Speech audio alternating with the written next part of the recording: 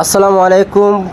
7 August Kansat Ambazar থেকে আমি মোহাম্মদ জিয়াউর রহমান আপনাদেরকে এখন দেখাচ্ছি যে ভ্যানটি, সেটা হচ্ছে ব্যানানা আমের ভ্যান।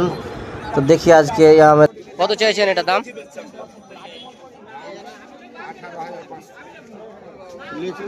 ব্যাপারে কিছু বলছে দাম কত করে বলছে?